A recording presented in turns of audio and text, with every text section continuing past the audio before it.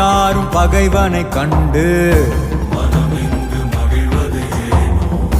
விழியோர காணல் கண்ணீரில் பொய்யும் மெய்யாகுதோ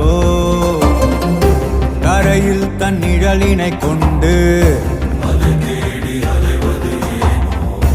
அறியாமையாலே மண்ணெங்கும் இன்பம் உண்டாகுதோ